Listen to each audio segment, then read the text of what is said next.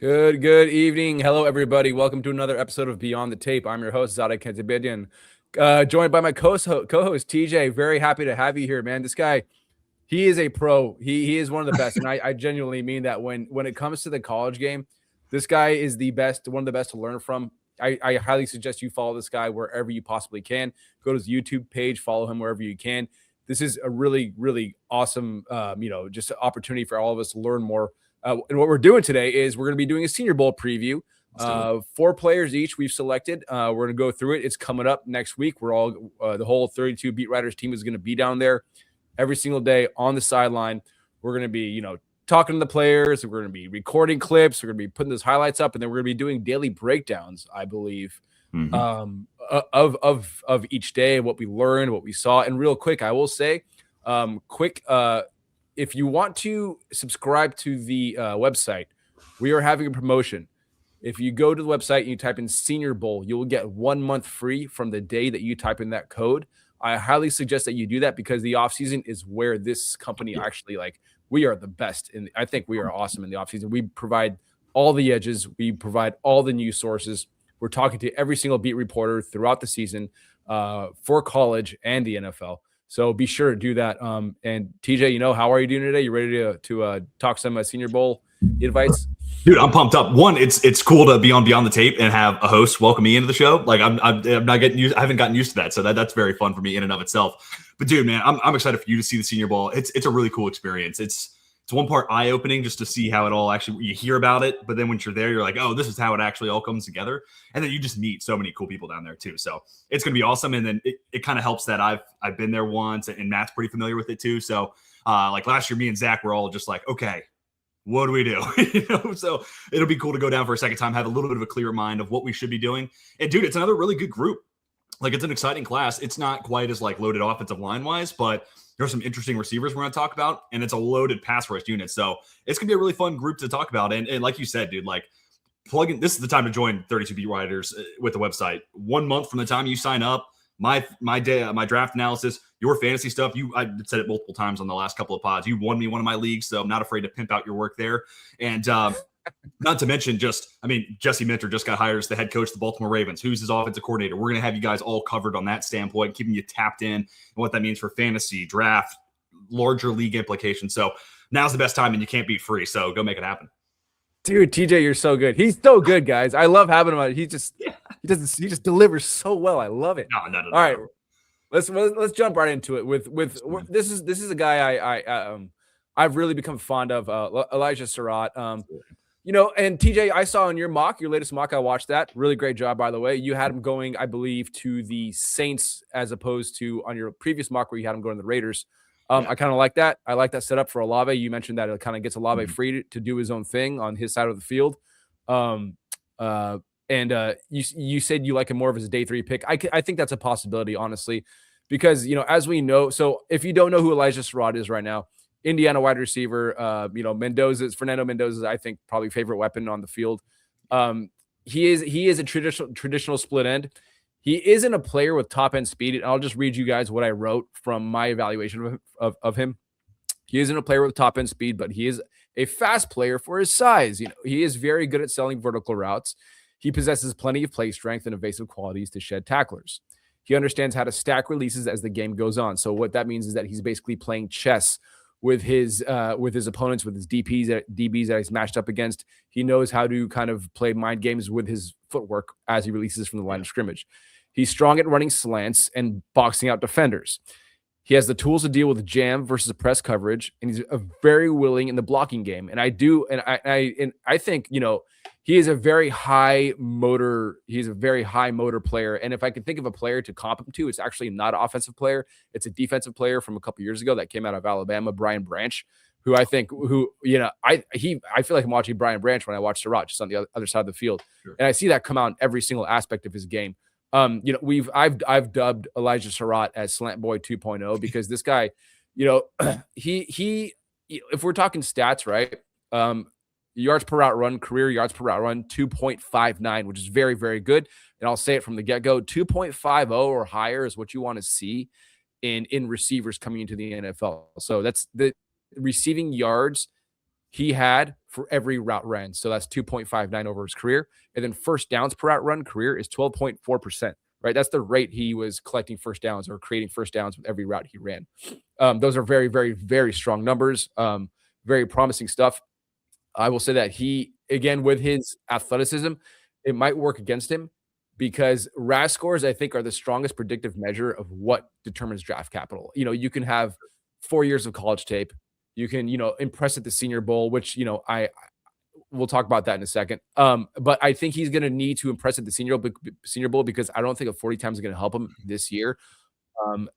I don't believe in the 40 time as much as other coaches do or evaluators do. I think it's what propels guys into higher draft capital than they necessarily don't deserve. So that's my issue with the 40 time, but it is a sexy measuring stat, especially when it comes to the combine. What I'm going to need to see from Surratt at the Senior Bowl is that he's just going to need to dominate and win reps because he's going to need to show how he's creative and getting open when he does lack that top end speed. At Indiana, he and Mendoza were really just, the chemistry was really, really well. Oh, yeah. But if you watch those passes come out to Surratt, they were coming out early almost every single time. They were coming out so early before the stem of the snap, before the stem of the break on Surratt's routes. So yeah, I am interested in seeing Surratt. Does have the really good production metrics. But yeah, a split end that will probably be kind of like a chain moving guy. Maybe a deep threat to, on those alert routes when whoever his quarterback is when they see good coverage. So yeah, that's my guy. Yeah, no, and I like Surratt a good bit too. And you mentioned that last mock. The last 2 mocks, I've had him going early second. I think honestly, like third round's probably the sweet spot for him. Just because, again, I think athletic limitations. And you saw some of it in the national championship against Miami. Those free access releases. I mean, him and Mendoza they're on the same, brain wavelength. And they're reading each other's minds, and free access, easy money all day for Surratt. But then once they started to run a little bit more man coverage, specifically press, you could see where, all right, this guy's not the most shifty. He's not the most explosive off the line of scrimmage or in and out of his breaks. But he's also really a strong player on back shoulder catches. I saw somebody comp him to James Jones, and that was one where I was like, yeah, that's the one to me. Specifically like hoodie James Jones in Green Bay catching back shoulder from Rodgers. I don't know why, but that one really sticks when I watch Surratt. So I don't think you're going to, like you were saying, not in a sexy 40 or anything. But what I'm looking for at the Senior Bowl is when you get those one-on-one reps against press, do you still have enough get off, enough juice? Or once you're running the one-on-ones and you run that in-breaking dagger, are you going to be able to create some separation there? And 2 guys that had more juice, and really I liked Jaden Higgins a ton going into the event. I just needed to see it to fully buy into it. That was a guy that, to me, I saw more burst out of his breaks and a little bit more hip fluidity than I would have thought just from watching a 6'3" receiver on film. And then Pat Bryant was another guy who I kind of saw as a 4th round pick, but then kind of moved into like I'd take him mid to late 3rd kind of territory, ultimately kind of where he went, because I watched him and his fluidity just running routes. I was like, that guy carries 215 really, really well. Moves way smoother than he looks on his Illinois tape. So those are just the little things for Surratt. Is he going to look like your kind of James Jones possession? Okay, he's going to play on the line of scrimmage. He's our sacrificial X. He's our Romeo Dobbs of sorts. Or are we going to get to see a little bit more juice, and maybe that will change my look at him kind of like it did for Pat Bryant, where like, hey, you know what? Let's bump him up half a grade or half a round, or maybe even a full round. And maybe he just becomes a true 2nd round type of guy in my mind. So right now, I think like 3rd round, like a couple of the teams that you mentioned right there, like the Saints definitely make a lot of sense to me. You get him on the line of scrimmage, you free up Olave. The Jets are another same thing. Get Garrett Wilson away from the X roll. Like he's too slender built. Let's get him a Z or a slot roll. So I think both of those places would be like ideal landing spots. The Dolphins, same thing. Waddle, he's better as a Z. Get him off the X roll. So a couple different teams right there. I can see where he goes 2nd round. I think right now, sweet spot, probably that 3rd round. But really smart football player. And really, I think Cooper goes before him. But, I mean, between the 2 of those and then Charlie Becker next year, I mean, it's just a really, really good receiver room Indiana had this year. And part of why that offense was so surgical, machine-like, really, in a lot of ways. And then the only other thing I wanted to add here is a lot of RPOs in that Indiana offense. So, yeah, a lot of hitches, RPO hitch, RPO slant, or the back shoulder throw to Mendoza. So it'll be interesting to see him outside of that context, running more NFL traditional, route trees and whatnot. So some of it's also interesting, the stuff that it's not just what you see on the field, it's just the stuff you overhear from the sidelines and whatnot. And you see them working with that coach or, whatever. Little things like that are going to be interesting to keep my eyes on who gravitates towards these Indiana guys and a guy like Surratt. Yeah, it's interesting because I believe wasn't Signetti at James Madison with Surratt? Yep. This is one And of then his JMU matches. Shanahan was with as well, right? Shanahan was his Mike wide Shanahan. receivers coach Yep. as well. So he had his coaching staff, and then he's got Mendoza, who's got great chemistry with. So I want to see what it looks like when he's taken out of his element, especially at the Senior Bowl, getting thrown to by the quarterbacks, but that he has no chemistry with. We'll see what all that looks like. I think that's a great shout. And I said something similar on a different pod yesterday about Garrett Nussmeier, this quarterback who wins with anticipation. What happens when you go to an event where you have no chemistry with any of these guys? Yeah. And it's same is going to be true for, Mendoza's not throwing passes down to Moby. I've heard he's got an invite, but that he's going to respectfully decline, which he's going to go number 1 overall. Why would you go? So smart move. Yeah. But all that said, it's different catching passes from Diego Pavia than it is Fernando Mendoza. So I'm excited to see where that chemistry, how quickly can he build it, and how quickly does his game adapt? Absolutely. Let's move on to your first pick. Man. All right, let's do it. Yeah, dude, Ted Hurst was one that I did for our first prospect to pros kind of live breakdown in the Discord. And hand up, it's just because there's a couple of these small school guys that I haven't gotten around to. I felt like this year I did a better job watching guys throughout the course of the season. But by doing that, I'm typically following quarterbacks, headline, top 50 guys. Like my top 50 board, I'm pretty confident in because I've watched these guys week in and week out. But now we're at the point where it's like, okay, let's start finding some gems.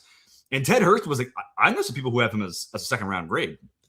So I was like, all right, well, Valdosta State to Georgia State, like the level of competition's that's going to be a hard sell for me. It's a second rounder, but 6'3", 195, has the vertical speed, kind of a slender build. So perfectly honest, I'd like to see him get up to that 205 to 210, range a little bit more.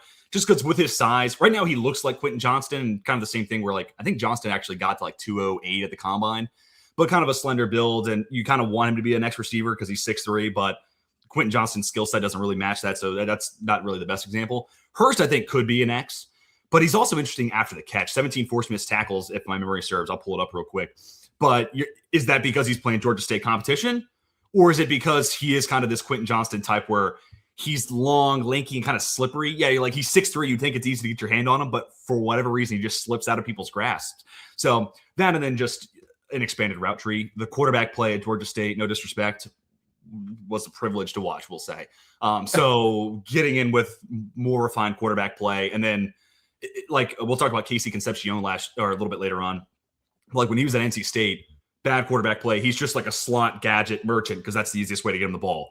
And like right now, his route tree, Ted Hurst, that is at Georgia State, is just like, what's the simplest way to give number 1 the ball? Because that's what our offense is. So I'm excited to see him be able to expand that route tree. But there's a sick athlete. There's a really nice yards after the catch ability. And I think because of the vertical speed, there might be a field stretcher there too.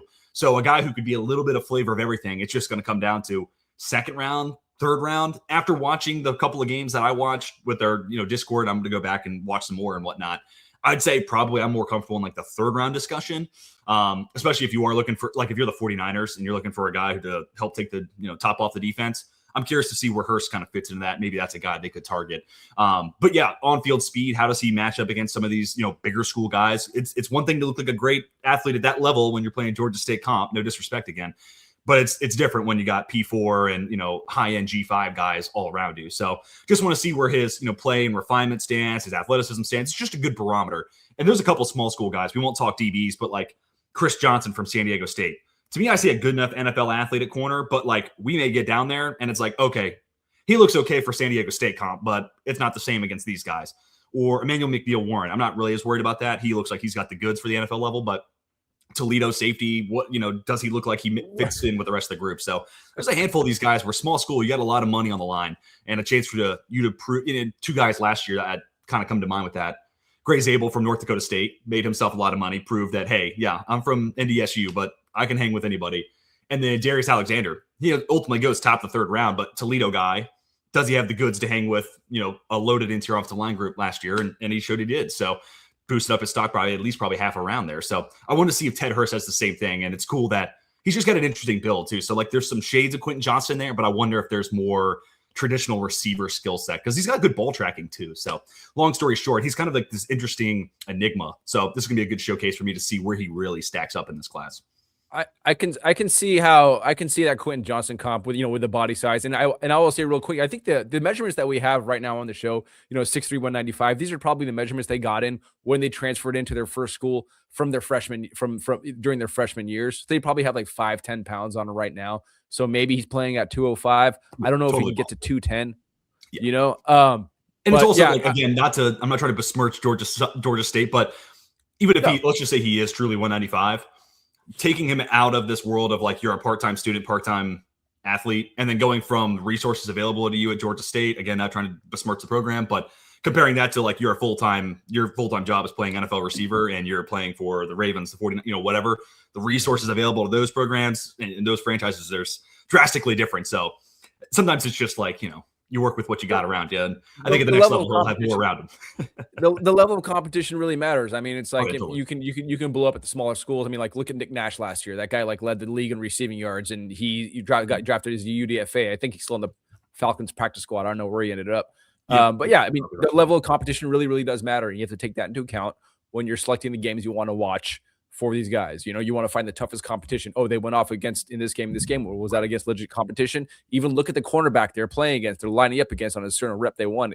I mean, these things all have to be taken into account. Yeah, and Ted Hurst, actually, I have been seeing him when you nominated him for the show.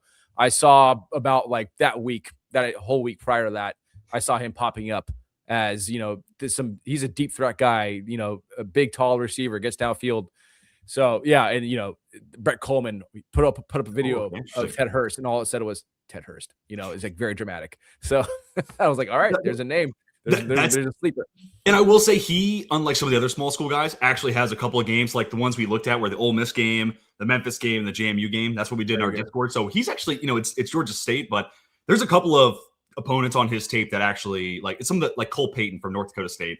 I was watching some of his quarterback tape, and there's not like an opponent on there that you're like, there you go. There's the P4 guy or P4 opponent that I wanted to see, but at least he's got some of those. So he's got a little bit more of a track record proving ground, so to speak. So no, I'm with you 100%. I will say, I also like guys with a ton of volume. Like Tank Dell was a draft darling of mine coming out of Houston because he had over 100 catches like 2 years in a row.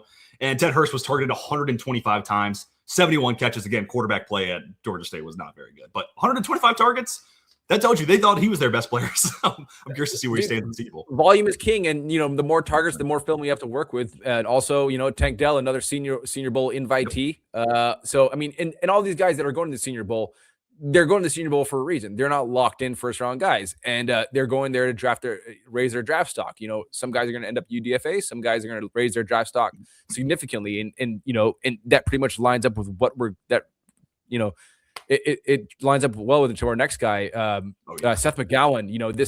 This is a running back out of Kentucky who has a tumultuous past, and I think this Senior Bowl invite or this offseason basically is going to be really, really pivotal and really significant for him in creating any kind of draft stock he possibly can. So he was drafted out of Oklahoma to Oklahoma, really coveted 4-star prospect, had a promising career at Oklahoma, ran for over 500 yards as a freshman.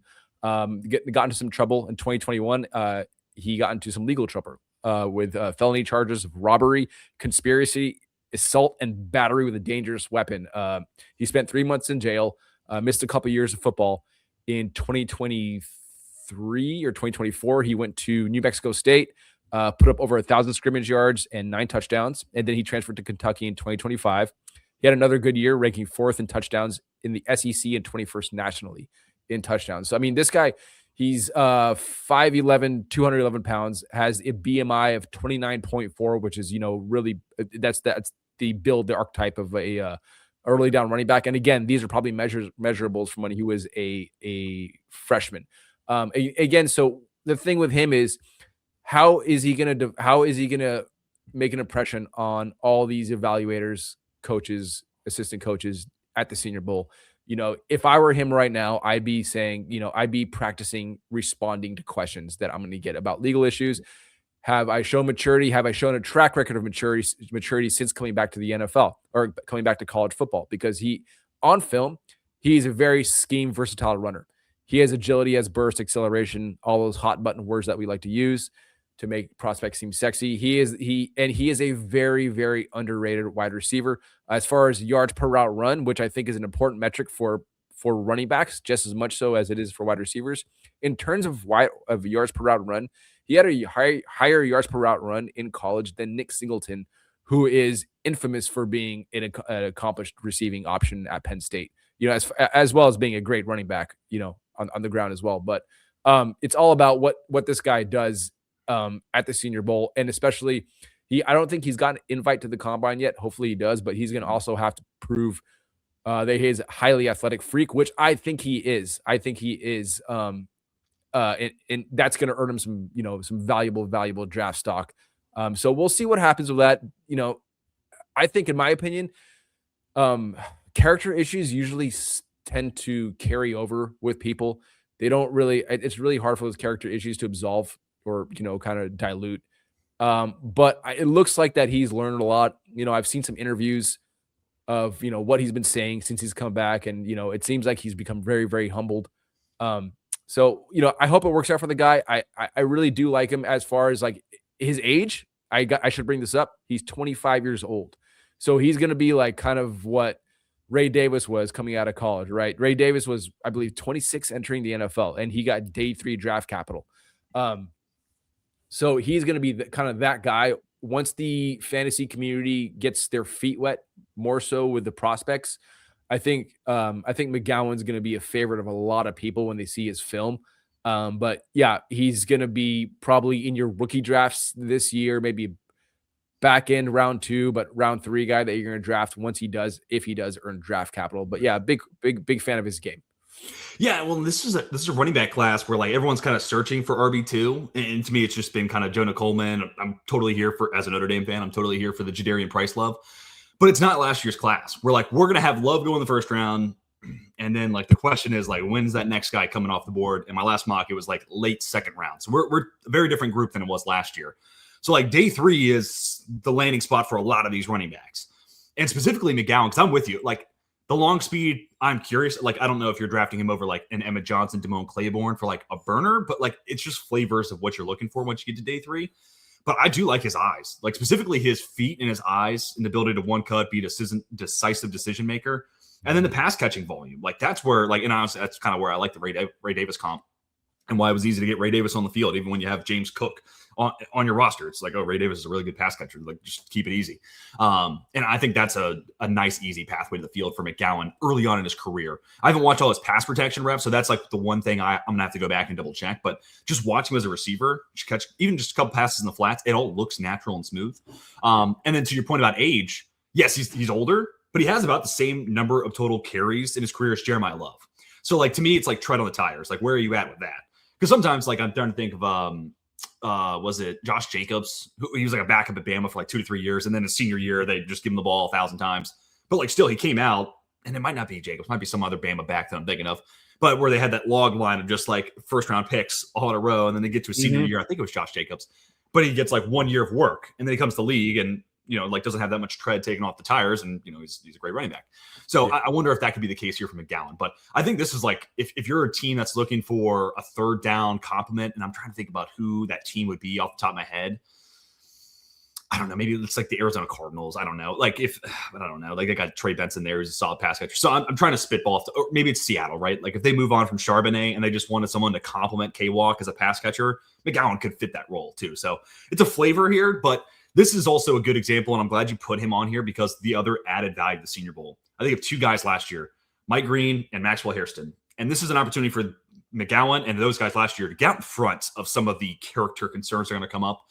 For Mike Green, it was a sexual assault thing that then he got a scholarship at Virginia that it was a one-strike policy. If there's an accusation, whether it's charges or not, you're off the team. And that's what happened. So I think part of the reason he went was to solidify first-round status, but also like, here's the context of the situation. That's why I'm not at Virginia. That's why I had to go to Marshall. And then Maxwell Hairston had a few like on-campus sexual assault accusations, nothing that officially came to charges and like him getting booked or anything, but it was something that I was aware of. So I know teams were aware of.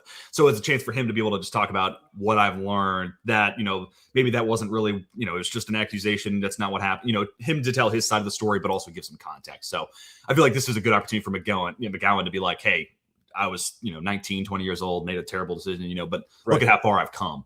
And, as people, I think we all like second chances and we like to see people grow and learn and change. So I do think this is an opportunity where it only takes one team. It only takes one team to hear him talk about his growth and his maturity and be like, I like that. That's my 5th round running back dart throw this year. It's going to be Seth McGowan, and he's going to be our receiving back, So, or, another team that came to mind. What about the New Orleans Saints?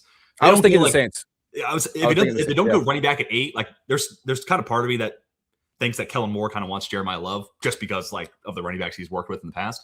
But if they didn't and just ran in with, Devin Neal, Keandre Miller, and then Seth McGowan, I think that trio kind of complements each other. Miller's got some explosive long speed. Neal's a super efficient runner, but he's not like flashy from an athletic standpoint. And McGowan is the pass catcher. I kind of love the idea of that trio of a committee. The Senior Bowl isn't a really place for running backs to shine, right? It's more of a kind of it's one of these things where pass blocking, pass rush, one-on-one reps for the wide receivers and the tight ends, pass catching ability. So for Seth, it's all going to be about the character. Be personable to the coaches when you're in during interviews. Hey, you're from that town? You know that guy over there? My kid went to that school, or I know him over there. That's my favorite baker. Be personal with the coaches. Rub somebody the right way, right? Just do that. Just do enough of that, and be personable to these guys and show them that you are a human being who made a terrible mistake when he was a kid. Maturity issues. That's all in the past now, and so that's all it really is about. Yeah, totally. And I will say for the running back drills, there is a chance there for pass protection. Typically, that's where the running backs get beat up on because linebackers are just going to give them everything they possibly can. And that typically comes after the running back receiver drills. And dude, like linebackers are just left on an island in an assignment that they'll almost never have the next level, but it's just an opportunity for a running back to roast a linebacker in coverage. And they normally do, but then the linebackers get to retaliate with, blitzing reps and taking on running backs. So there is a little, because again, I haven't watched his pass protection reps. I am curious to see where he stands in that. And a 5'11", 211, it's a pretty solid build for someone who should be able to stand in there and do his own. So I am curious about that aspect. It really is a good expose for pass protection. I mean, you're left on an island. Or at least willingness. You're naked. Right? There's no chip. Yeah, show willingness or something like that. I mean, Chase Brown got really exposed for his pass protection issues at the Senior Bowl when he was there. And then, that carried on to his rookie year where he didn't get many touches and everybody was kind of pounding the table for him to get touches. I'm like, the dude cannot block anybody, and took until a year or two for him to get the job. So yeah, it's going to be, that's probably the most important place. And I'm going to probably be there for many of those pass blocking reps. And another example I'll point to, I was talking to a Chargers reporter last year. And part of the reason so many of my mocks had Amari and Hampton to the Chargers, and luckily enough got that right in the final mock, was because I loved Kamani Vidal coming out of Troy. And so did he, the guy I was talking to. But he just couldn't pass protect. So like as much as they wanted to play him, he made it a non-starter. The barrier for entry, he couldn't surpass it. So then they draft one of the best pass protecting running backs in last year's class, and a guy that you could definitely play on 3 downs if you want to, in Amari and Hampton. So it is just interesting to see. It's this little facet that gets easy to get lost in the mix, but it plays a huge role. It's people don't pay attention to it, and I'll end. I'll let you get to your guy, your next guy here. But I will say, like Woody Marks, he coming out of USC, he had one of the best pass protection preseasons I've ever seen. He was great on special teams. He was great in pass protection. And I think that quickly allowed him to elevate up the depth chart and pretty much take the job from Nick Chubb. Nick Chubb is pretty much dust by now. Love him. All the respect to him. But yeah. So, anyways, we'll get on to your next player. Go ahead. Let's talk Jacoby Lane, man. I mean, he's look. I've already decided like Mekhi Lemon. He's not the number 1 player on my board, but I think he's like my favorite player to watch. Just like if I am having a bad day and I need someone to brighten my mood, it's probably Mekhi Lemon highlights from that point on. But Jacoby Lane is a really interesting prospect. I don't think vertical speed is going to be anything that we're like pounding the table for here as like a calling card or big strength or anything. We're probably talking mid 4.5s. If he runs, he might go the Tedero McMillan route and just be like, nah, I'm good. And I also do think there's sometimes where you see some nice fluidity in and out of his breaks. And then there's some other times where he looks a little stiff in the hips, specifically on in and out breaking stuff. That to me is where it's like he has a little bit of a hard time of opening up or closing down the hips and or really just flipping the hips open and making the cut. But his acceleration and decel looks a little bit more natural. So it's just one of these things where like sometimes it looks a little weird on the tape. So I'm just like looking for the in-person to confirm it. But this guy can make some sick contested grabs. And like Drake London was a part-time basketball player that also played football at USC and then obviously continued with the football route. But like Jacoby Lane has some of that in him where it's just like you put the ball in his vicinity and you feel really damn good about him coming down with it.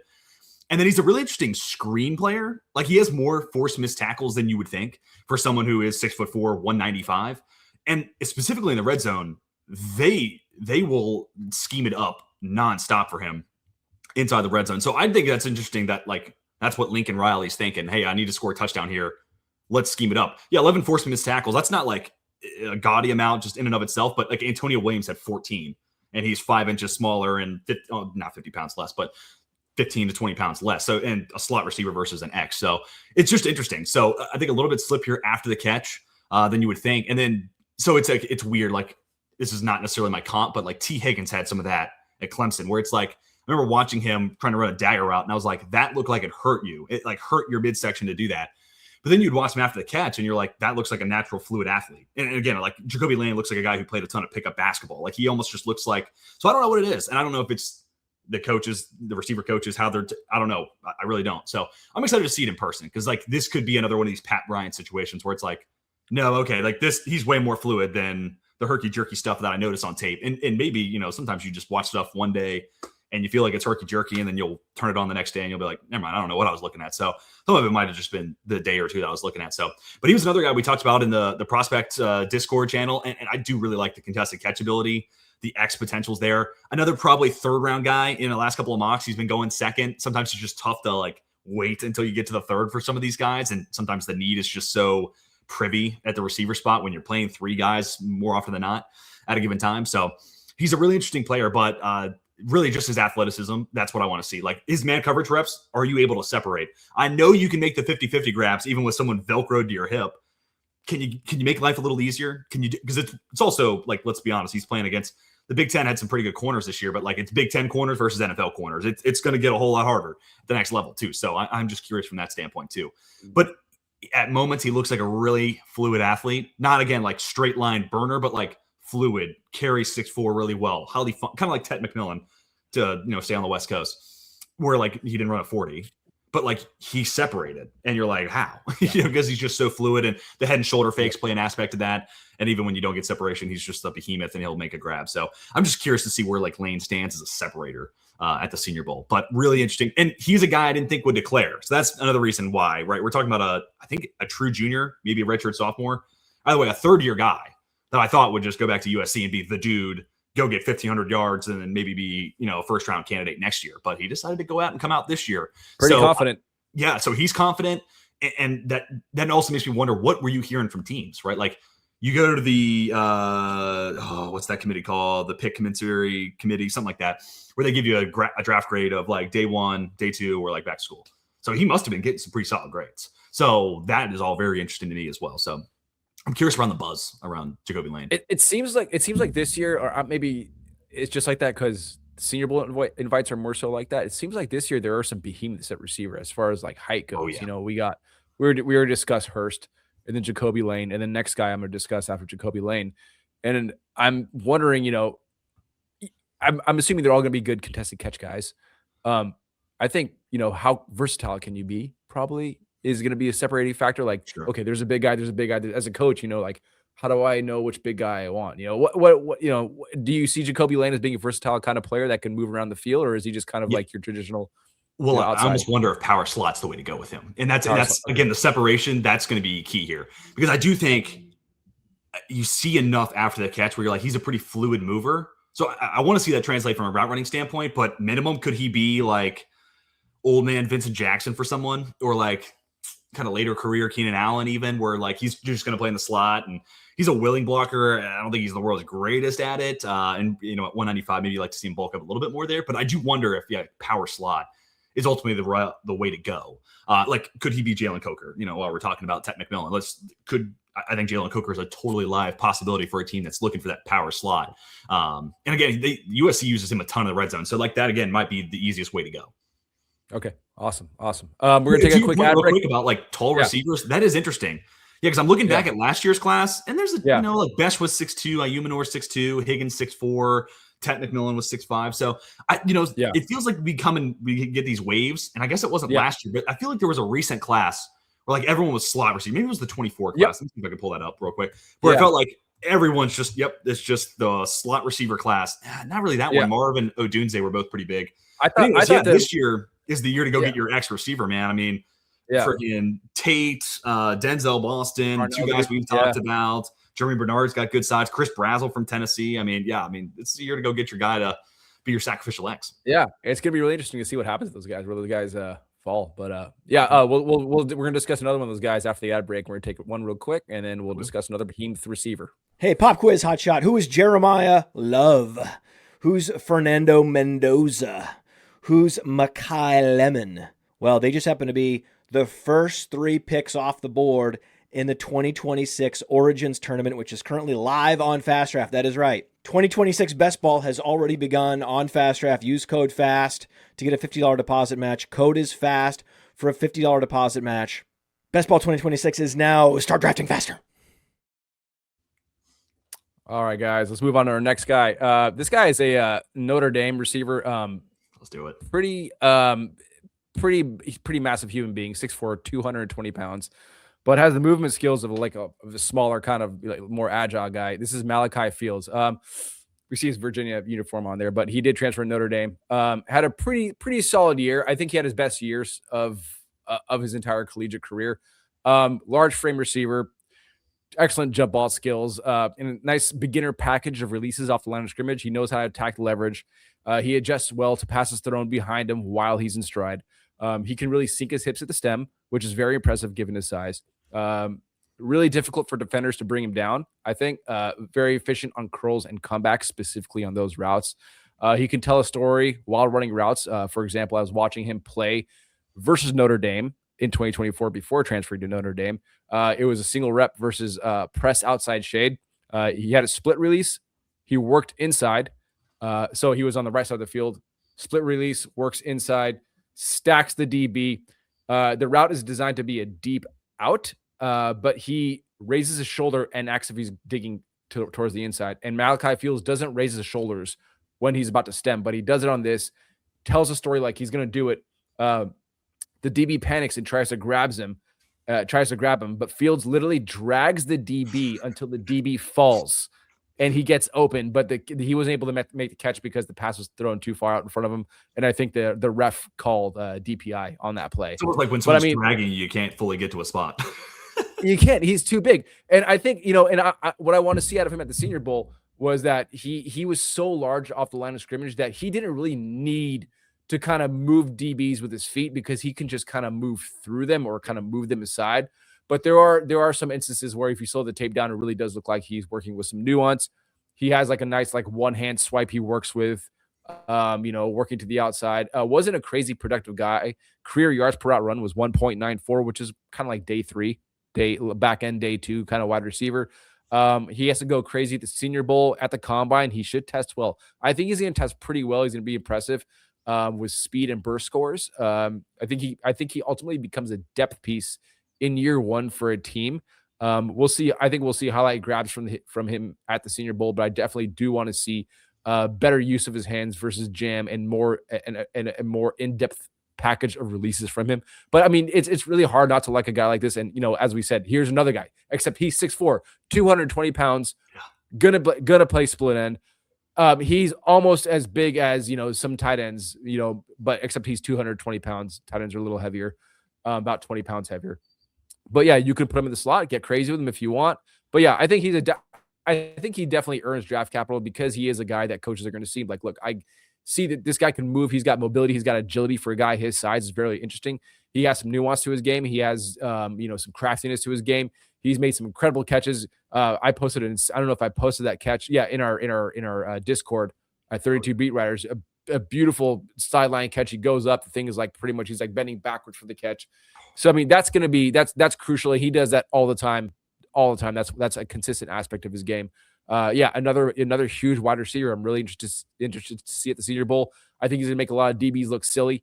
I feel sorry for whoever's to match up against him at the Senior Bowl during those one-on-one live reps. So yeah. Well, dude, especially in the red zone, because like you said, his body control is top notch, man. So I think once you get into the red zone and he's just catching high point passes, you're going to need some special DBs to be able to go tat for tat with him, man. Like that's going to be a tough challenge. But yeah, I'm interested to see once we get to Indy, speed and that 10-yard split, 20-yard shuttle. Like I am curious to see, because it is one of these things where like, I think at times he's just too reluctant to use his physicality, but I do think there is more separation potential. And again, I don't know, part of that might just be Notre Dame, right?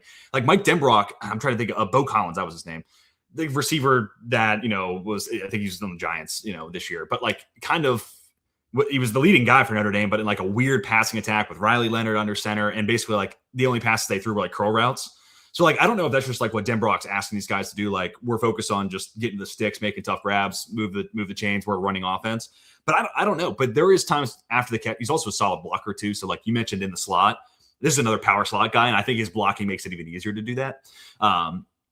But yeah, I do wonder what his athleticism looks like and just separation ability. And I do think there is some more nuanced with how he can beat press. Right now, he's just looking to get up the field as fast as he possibly can. So I do want to see a little bit more nuance there, and he'll get the chance to showcase some of that. But yeah, I think, dude, like this is a 4th round receiver that like once he's there, if you're looking for a big body guy to just take again, sacrificial X, just take some blows off Garrett Wilson or Chris Olave, whoever your guy is, or just one other guy to do some work in the red zone. Like I think he's an interesting piece in the mix. But also like depending on how he tests, and depending on where you think versatility-wise, he could just be like a really solid 4th receiver for really just about any team, because he could do a little bit of X. Maybe he is a little bit of a power slot, and you can kind of cross-train him at both spots. And then God forbid if there's an injury on your squad, this guy can kind of fill in 2 birds, 1 stone there. So yeah, you're talking about a 4th round guy, so we're talking about depth piece. So I almost think that like that maybe should be his angle. Like think about all the different ways you can use me and how easy it is to get me on the field, and I can just be your backup receiver, whatever the case may be. So, yeah. And also I'm a sucker for guys who go from one school to the next. And to me, UV had a good year this year, but Notre Dame is definitely a perceived step up. And like his play took a step up with it. So I'm a sucker for guys like that too. So I think that's a good selling card for Malachi Fields too. But I am biased as a Notre Dame fan. All right. Okay, so that explains a lot. I didn't know that. I didn't know you're a Notre Dame fan. So yeah, man, of course. Malachi Fields, wide receiver 1. No. Yeah.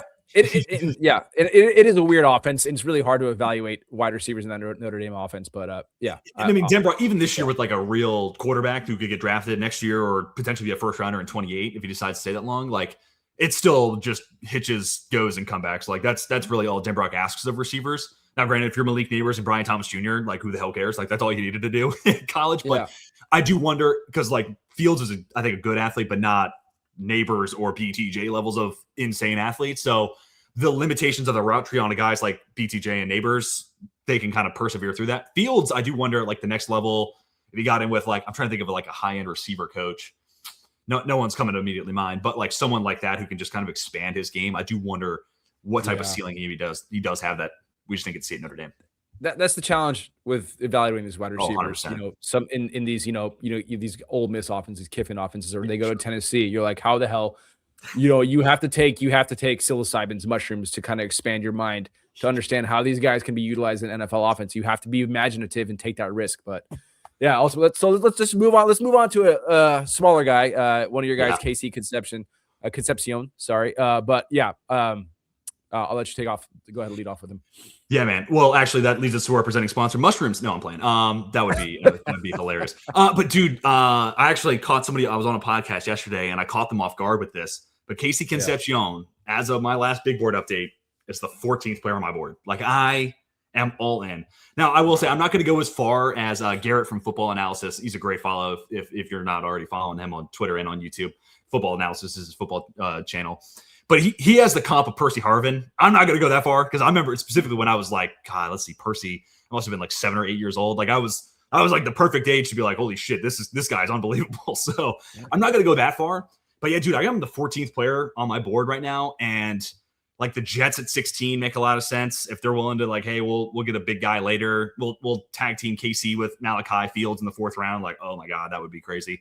Or like the Steelers at 21, the Rams would be a really interesting fit. There's a lot of teams in that like mid-teens to early 20s that all could use some KC Concepcion. So really dynamic and explosive player in and out of his breaks. And then 5'11", 187. Here is the biggest misconception, forgive the pun, that people are going to have about him. They're going to look at him and say he's a slot-only player. Nope. This past year, he played 65% of his snaps outside, and then 35% of his snaps, or give or take, in the slot. And he also had a 65% contested catch percentage, 10 for 15. So, like, do want to also throw that out there. He is not this guy who is just an itty-bitty slot receiver who only can do that. That's how NC State had to use him because Grayson McCall, God bless your soul, not an NFL quarterback. We'll leave it at that. So, NC State was trying to do any and everything possible, every gimmick you can think of to just get him the football. He's our best player. How do we make this possible?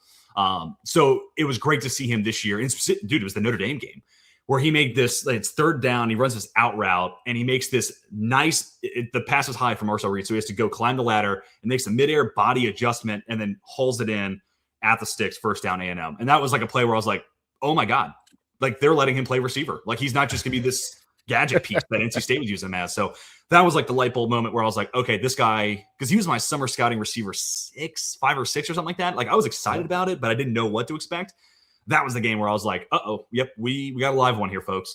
So yeah, and ever since then, he's just gone up and up and up and up on my board. So, he caught a screen pass against Missouri, just, simple receiver bubble screen, 50 plus yards to the house, so you're getting a traditional receiver, you're getting one of the best satellite players in the class, and then an abundance of speed to challenge over the top. So he's not going to be an X. Like he's kind of this year's Luther Burden for me.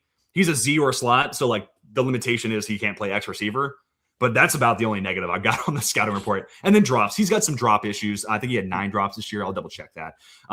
So that's like the one thing I would like to see, cleaned up. But other than that, 7 drops this year, 7 drops last year. So like that's not super ideal. But dude, he's getting open, and to me that's more important. We can work some time on the jugs machine to clean up the hands. So I love him. This is like probably my most anticipated player to watch at the Senior Bowl, just because like this guy's such a freaky athlete. I can't wait to see it up close and personal. He's gonna make a mess at the Senior Bowl. I think he's gonna make a mess at DBs. I mean, he will probably have the single most clip out. Him and like Ruben Bain are gonna have the most like clip out moments, because like Bain's gonna bull rush a couple dudes to the chest and have oh my God moments, and then Concepcion, like someone's gonna have to make sure like high ankle socks, high ankle shoes, like people, you're gonna need the footwear protection when you're going one-on-one with this guy. He's gonna hurt you. Exactly. I mean, NC State he played out of the stop 80 out of slot 80% each year, right? Yep. He was fine. I think he went up for over like 60 for both of those years. He totaled 1,600 yards, and I think like 15 touchdowns, 16 touchdowns. I can't remember. So uber productive out of the slot. But then he goes to A&M. It's a godsend that he goes to A&M. He plays out wide 65% of the time, like you said. Yards per route run, 2.45 yards per route run. Really strong numbers. 12.8% first down per route run rate.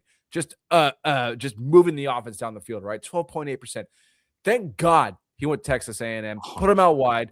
It's going to be amazing. I mean, this guy, he's not even where he should be right now as far as hype goes. I mean, yeah. Dude. Also second highest rate of press coverage faced. It's just not something you would expect for 5'11", but there's a little Tank Dell in that, where like Tank Dell had this stigma around him, but like and I remember specifically a Senior Bowl clip that Jim Nagy tweeted out where he had this like switch foot release, where it's like, look, I get it. He's sub 200 pounds. He looks like the guy you would want to press the line of scrimmage, but if you come up empty, you might as well just put 7 points on the board, because he's going to make you pay, and it's going to be a touchdown the other way. And KC kind of had some of those moments this year where it's like, press at your own, potential danger here. Like, if this goes south, it's a touchdown easy for A&M. Like even Marcel Reed's hitting that throw. So, I think he's a guy who brings a lot to the table. And like, I look at my receivers in this class, and it's like, I love the top 4. I really like Tyson and Tate are 1 and 2. And then it's like, honestly, Lemon might be like 2, but I don't know. I like them all. But like Lemon and Concepcion, like the only negatives they have is that they can't play X receiver. And like, if that's all I have to say about you in a league that is dominated by 3 receiver sets, we're gravy. You're going top half the first round for me.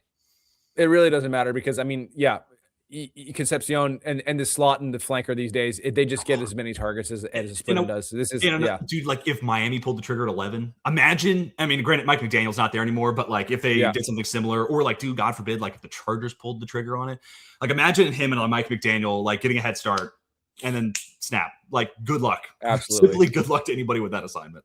Yeah, absolutely. I agree, man. I'm really excited to see where he goes. Definitely a first round lock. I think you can consider that. Let's move on to our first tight end. How about that? Let's clean the palate. Let's clean the palate with a little tight end talk. Tanner Koziol. I hope I'm saying that right. I mean, this guy, he popped up on my radar. I wasn't planning to do any tight ends or running backs for that matter, but I wanted to get as much in as I could before the show started, because I wanted to see what the tight end class had, because those reps matter at the Senior Bowl as well. This guy's 6'7", 250 pounds. I'll just go out and say this. He was top 2 in receptions in the FBS in 2025 and 2024. In 2024, he was number 2. 2025, number 1 in receptions in total receptions among tight ends. He totaled 159 receptions over the past 2 years for 1,491 yards and 13 touchdowns. 6'7", 250 pounds does not do that. They just don't do that. tight ends to finish top 5 or better in receptions over the past 5 years: Brock Bowers, Sam Laporta, Dalton Kincaid, Michael Mayer, Trey McBride. So in 2025, Koziol finished first in receptions. Eli Stowers finished second. Michael Trigg finished fourth. I mean, that's all really elite company. This guy, I can't remember what schools he went to. I know he was at Houston his final year. Ball State to Houston. Ball State. Yeah, Ball State. He balled out of Ball State in 2024. He is a fluid. He's athletic considering his size. He's a fluid mover, has really good body awareness, body control, understands where the sticks are on the field. Immense red zone weapon. You can get him if you get him matched up in one-on-one coverage without a safety capping him on his side of the field. It might be just game over for whoever's defending him. He can play slot, inline, H-back. He can block on the interior as an H-back. He can perimeter block. He has very good hand placement. Always gets his hands inside. He has a pretty good anchor, and he can recover if he's knocked off balance. And that's something like you'd see, like, if you watch Zach Martin, the great Zach Martin of the Dallas Cowboys, that guy was really good at recovering when he got knocked off balance. Receiving, he adjusts the ball. He adjusts to the ball well and catches away from his body, even when defenders are draped all over him. So he's not scared to put his hands out, come back to the ball, work towards the ball. Excellent go-to red zone weapon. Already mentioned that. Yeah, I mean, this guy, uber producer. He is ranked, I think, like 8th overall in a lot of, consensus ranking, 9th ranking. This is a pretty strong tight end class. There's a lot of fun prospects in this class. But Tanner, I mean, what are people supposed to do at the Senior Bowl against him? I mean, I don't even know what to look for this guy, because it's just going to be, it should just be pure domination out of Tanner. I am actually looking more towards his blocking reps, his one-on-one blocking reps. I want to see him do more. I want to see him be more consistent in his blocking, because I think that is going to be his probably main weakness. Just he's got a proven track record of being an accomplished receiver. I think a lot of people from different teams are going to have their eyes out for him and have him highlighted as one of the players when he's on the field to go watch out. I think the sideline will be a little bit more crowded when Tanner is on the field. Yeah, and thinking about, not that this year's Senior Bowl is going to mirror everything that happened last year, but like there were 2 tight ends last year that stole the show. And I think there's 2 guys this year that could do similar things. And it was Mason Taylor and it was Elijah Arroyo. And they did it in kind of 2 different ways. Like Mason Taylor, like any 50-50 ball in his vicinity, he was mossing everybody. Like anytime you got a clip of Mason Taylor, he was making a catch over someone. Now, that doesn't mean someone was on his hip for the majority of the rep, but like specifically in the red zone stuff, like his ability to go elevate and then just go pluck it out of the air, long arms, vice grips for hands. That's where I think Tanner Koziol could be. He could be that guy this year, where it's just like, dude, anything in his vicinity, this guy is just coming down with it. So right now I kind of see him as more like a 4th round guy, just like a flavor of dude, but like this could be the week that moves him into like 3rd round territory. And like Zach Ertz is kind of the player that comes to mind, where enough of an inline block. And that's ultimately kind of where I wanted to go here. Like, I think the big reason Mason Taylor went 2nd round, there were a lot of times, specifically like towards the end of practice, where like coach and one of the coaching staffs that was there last year, I'm pretty sure it was the Jets. But anyways, they would be coaches come over and they would want to see Mason Taylor do a little bit more blocking stuff. And I think part of the reason he goes in the 2nd round is because the Jets felt confident playing him in line. And if Koziol could do some of the same stuff, he'll be a red zone monster, make all these contested grabs. But if he can also show like, hey, hand placement's rock solid, he's getting inside of the guy he's playing or working against, little things like that could make it easy for you to be like, I'm going to take this guy at 80 overall now because he's going to be my inline tight end. And that's going to open us, like if like the Ravens extended Mark Andrews, but like if they kept Likely instead and they wanted an inline guy to like that, this would be the guy to do something like that with. So I like the player, and like he's been productive as a receiver everywhere he's gone. So I just don't know if like the blocking reps were ever his highest priority / the offense's priority. So, but this is this type of showcase where it's like, let me see what you got. And if he shows just enough of a blocking standpoint, I think he moves himself into like 3rd round territory. And then real quick, we don't have like a graphic for him, but the other tight end I wanted to mention who could be like this year's Elijah Arroyo, I think it's Justin Jolie, the tight end from NC State. Like he was 215 pounds at UConn, and then ultimately, bulks up and gets to NC State. Now it's like a true 250-ish pounds and can play in line, but you're not drafting him for his blocking. But Arroyo last year showcased that he could play some X. Like there were legitimate reps where he just played like X receiver, and then Seattle asked him to do that from time to time this year. That I think will be Justin Jolie's like chance to showcase that, like, I'm the best receiving tight end here, him and Michael Trigg, but like Jolie's a better athlete and separator. Trigg is just like a monster at the catch point too. So I think Koziol and Jolie are gonna be the two guys that kind of steal the show in a similar way that like Mason and Arroyo did last year. Absolutely. And yeah, I'm very excited to see all these prospects, and especially this last guy you mentioned here, Brenden Thompson. Yeah, I've been seeing a lot of hype on him. I want you to break him down for us. Yeah, man. And I've only watched a handful of games, but it's just because like once Dane Brugler says, "Hey, this is my pick for like this is gonna be the fastest guy in the draft," I'm like, okay, cool. Let's fire up the tape. And I remember I'd watched Thompson, and he was a guy I had known of and watched broadcast film of and whatnot when watching Mississippi State throughout the course of the season. And yeah, he was fast and like always kind of caught my eye. But I was like, oh, okay, fastest guy in the class. Like let's take a deep look at this. But dude, he's got some nice ball tracking ability, and that's like the biggest thing. 5'9", 170. Like this is a slot and field stretching type of guy, and like yards after the catch. Like he's got a very isolated role. This is a day 3 receiver, no doubt about it. Just because of how like singular his role is going to be. But dude, at that one role, he's pretty awesome. So he's got the yards after the catch ability, a true jitterbug with the ball in his hands. 170 pounds, like the one thing you're there, like you don't want him taking too many hits, but nonetheless, he's a pretty creative player after the catch. And then the long speed and just the stress that's going to put on the defense. Like we're talking, this is easily a 4-2 guy to me. It's just going to come down to like how low can you go with the 4-2. If I had to guess right now, I'd say like 4-2-4, 4-2-5, somewhere in that range. So pretty awesome stuff there from Brenden Thompson. At 5'9", though, like it does make it a little tough because like where are you lining him up? But I did want to shout him out because he's someone that I finally got around to checking out. A lot of buzz for him, but I think he's gonna be one of the fastest guys in this class. And again, day 3, probably 4th, 5th round. We're talking about a specific role in an offense, but if your offense needs that speed element, I think not only the long speed but the ball tracking Brenden Thompson has. I might have to look this up. I love receivers with a background in baseball, and I almost wonder if Brenden Thompson played a little baseball growing up or something like that. Because you see some receivers, and it looks like they're doing everything in their power to get their body back to the ball. And then there's guys that you like forget that you're watching them catch the pass because it's so natural. And I will say Thompson also pretty decent with the late hands, especially for smaller guys. I feel like the late hands is something that like big body guys are really good at, like Surratt that we talked about earlier on. He's like really good at the late hands. Thompson's pretty good at it for someone who's smaller as well. So he does all these little things plus the ball tracking and the long speed that make him a really interesting deep threat. So if you're a team that's looking for that field stretching weapon, Brenden Thompson, I think this is your guy. I can't find any stats on him. I'm looking online right now. I can't find his name is not coming up for some reason, but I'm going to see what he produced as far as like a receiver. Oh yeah. I got 5'9", 170. I mean, I feel like this guy I'm assuming he played out of the slot a lot, right? Yeah, here I can get you the exact percentage for that too. But yeah, he was someone that just watched a lot of Saturdays, kind of popped for me there. And I should also note it's EN, not AN. So we'll blame Matt Olson for the graphic on that one. But yeah, no, you're talking about a guy who he actually played 86% of his snaps out wide. So, but some of that's also just like the Mississippi State offense, not on the line of scrimmage. So it's also like when you see wide percentage, and the same thing is true about Casey Concepcion. Like you see that in PFF, and it's like that's good to know, but it doesn't mean it's X receiver. Like not all outside reps are built the same.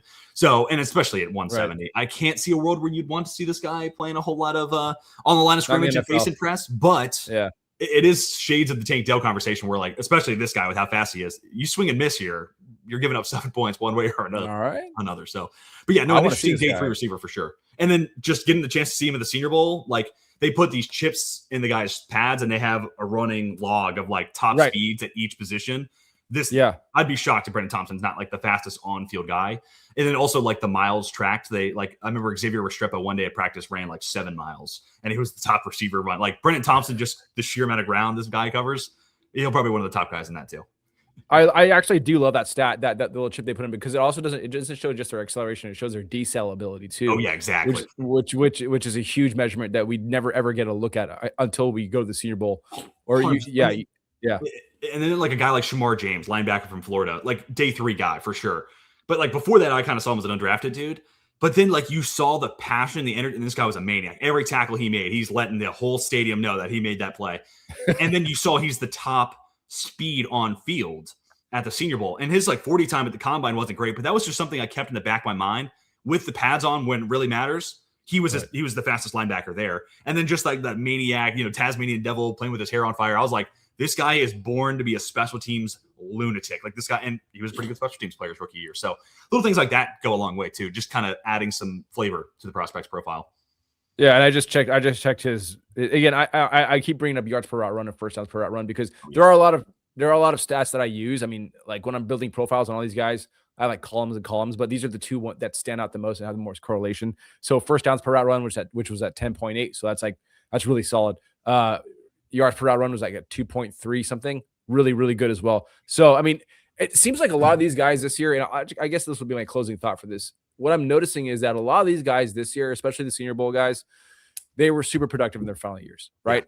For whatever reason, not so much in their first 2-3 years, but once they got to their final year, that's where they really shined.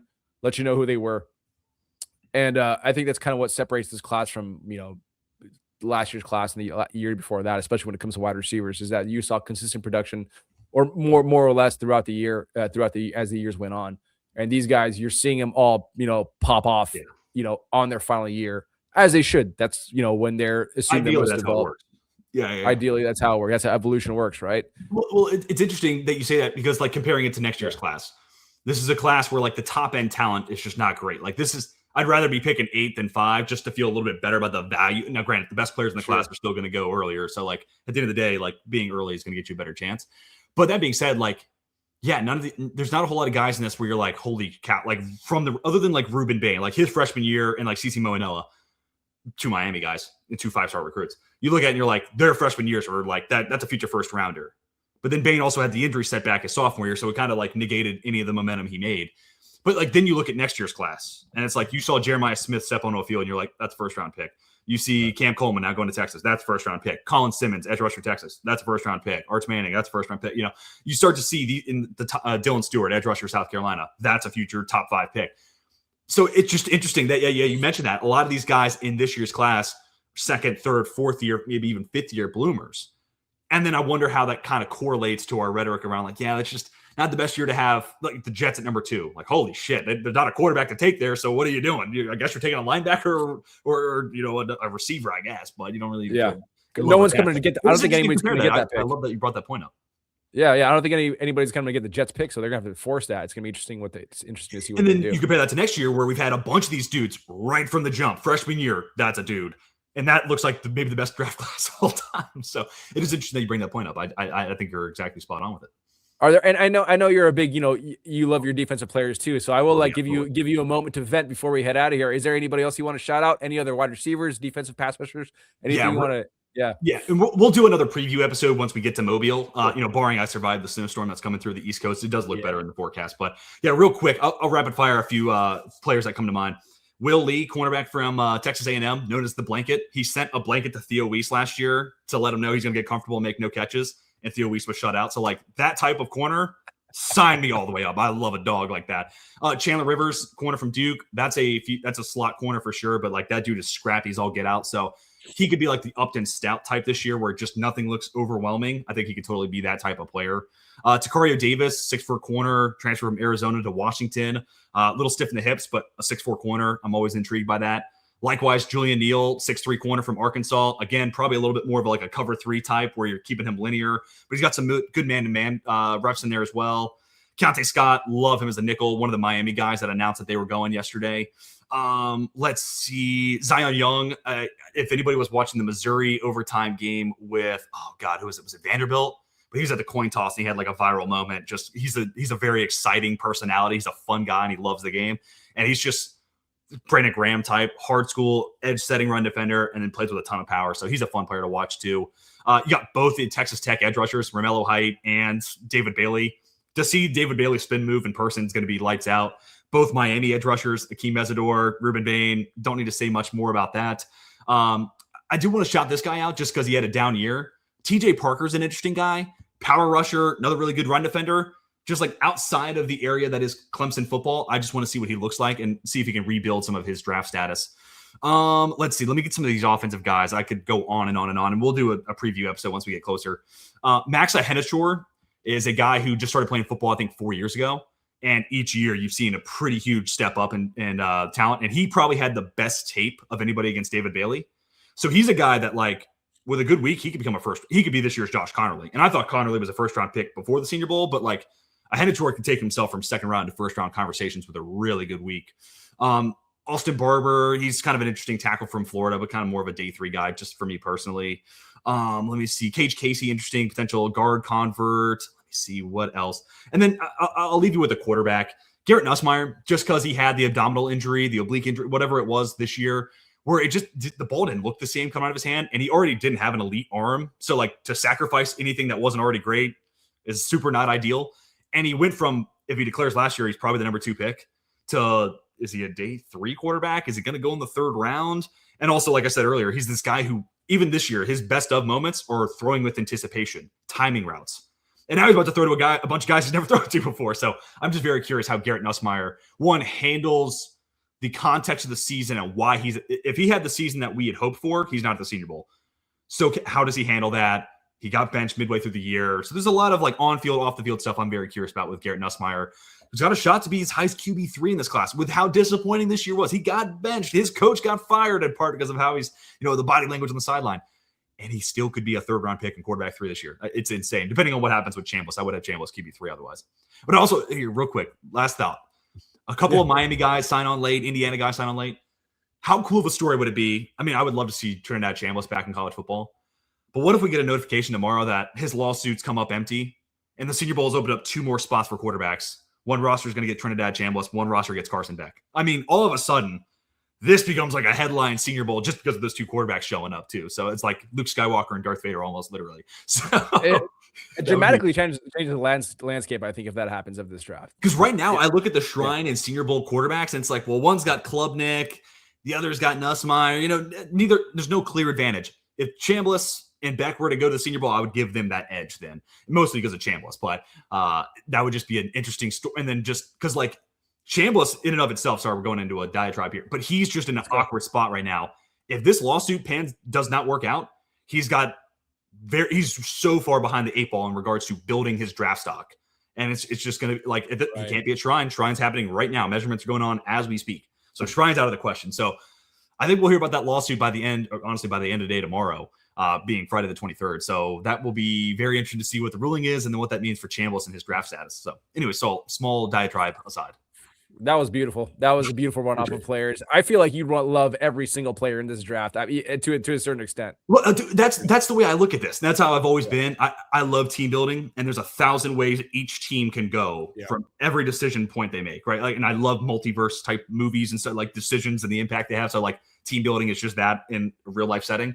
And I'm always rooting for the player. Like even guys I don't like I don't like Caleb Banks. I don't love Keaton Proctor. No one is hoping they're wrong more than me. Like I want to be wrong about these players. I want them to become future Hall of Famers too. So yeah, no, I love all these guys. I'm hoping the best for them. And I think we've also I think the rhetoric around players being busts has changed a lot over the last 3 years. And it's less players failing themselves and more teams failing players. Yeah. So that's where the team building conversation gets interesting, right? Like drafting a zone scheme fit for a guard and he goes to a gap scheme. Well, that's just not going to work out, right? Or like example of that would be Parker Brailsford. This 290-pound center, don't ask him to be a gap. Don't send him to the chart. I mean, now you could with Mike McDaniel, but like if Greg Roman's there, that's just not a fit. He's not going to hold his weight. But if he goes now with Mike McDaniel, maybe that could work. He just had a lot of success with Aaron Brewer. So it's all about landing spots and fits, and that's kind of where it's fun to diagnose player team landing spots. This is the guy that's going to be at the Senior Bowl next week with us. I mean, this is what you guys are going to get. I mean, if you sign up for It's free. God, I don't deserve you on this show. You're amazing. You are amazing. No, listen, guys. Yeah, sign up for 32 beat writers, guys. I mean, you're gonna get a lot of if TJ, he's insane. The guy's insane. Sign up for TJ, please. This offseason is going to be insane. There's going to be so many things happen. TJ's putting out excellent mock drafts every single week. And then we're doing fantasy mock drafts off TJ's mock drafts, off his landing spots, which I mean, like he had Jeremiah Love go to the Kansas City Chiefs before Mel Kiper did. So I'll just throw that out there. I mean, come on now. But yeah, I mean, that's follow us along for next week. We're really excited to go to Senior Bowl. We're going to be doing a lot of great work. TJ's going to be giving a lot of interviews. I'll do whatever I can on the interview side as well. And with that, that's going to be our show. That's going to be our preview. A lot more things to come. Have a good day. Thanks for tuning in, and we will see you guys next Monday if there's nothing else coming up, probably with the latest Senior Bowl update. All right, guys. Thanks for tuning in. Have a good night. Bye.